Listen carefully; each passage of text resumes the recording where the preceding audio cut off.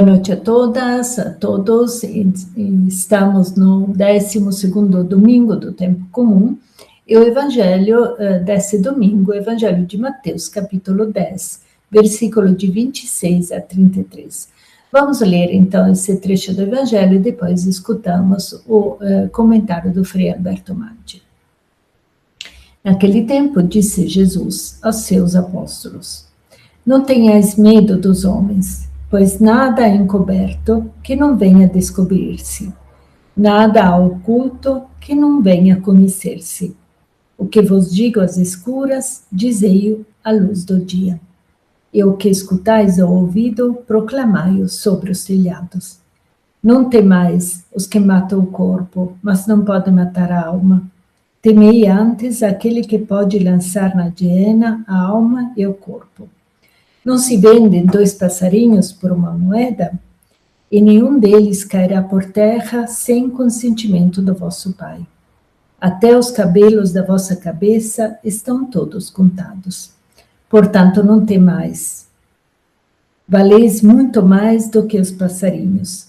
A todo aquele que se tiver declarado por mim diante dos homens, também eu me declararei por ele diante do meu Pai que está nos céus. Mas aquele que me negar diante dos homens, também eu negarei diante do meu Pai que está nos céus.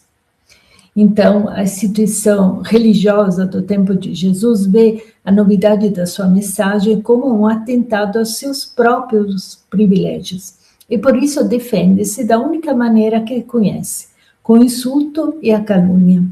E não podendo negar a atividade libertadora de Jesus, que está sob os olhos de todos, todo mundo está vendo que Jesus cura as pessoas, então os líderes religiosos tentam desqualificá-lo.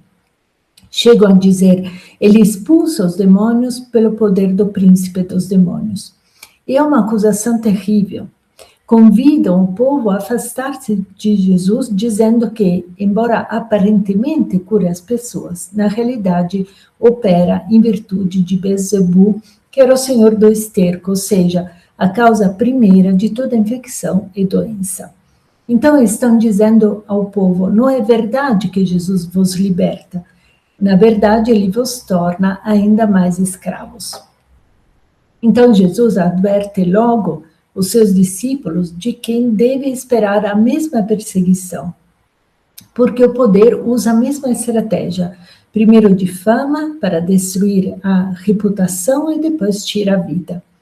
E o objetivo do poder é, de fato, cobrir, esconder a verdade, ocultar a verdadeira face de Deus, substituindo-o por um ídolo terrível que serve apenas para proteger os seus próprios interesses e impor o controle através do medo.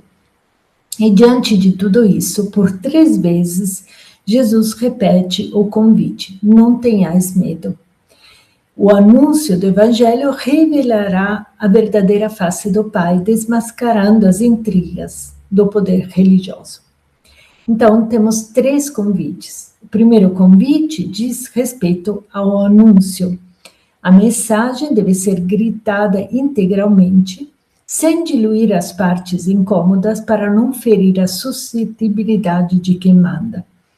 Jesus não envia os discípulos a pregar nas sinagogas, que ele já define como lugares de morte, mas os envia para os telhados. Os telhados das casas palestinas eram planos e transitáveis e eram os pontos mais altos da aldeia. Então, dali a voz podia se propagar por toda parte. Então, Jesus nos diz que a perseguição não conseguirá calar os seus discípulos, pelo contrário, eles se tornarão como caixas de ressonância do Evangelho. O segundo convite toca no medo do sofrimento e da morte. Jesus explicará mais adiante que a oposição do mundo para a comunidade é como o sol para a planta. É fundamental para fazê-la crescer. Se a planta seca, não é por culpa do sol, mas das raízes que não são profundas.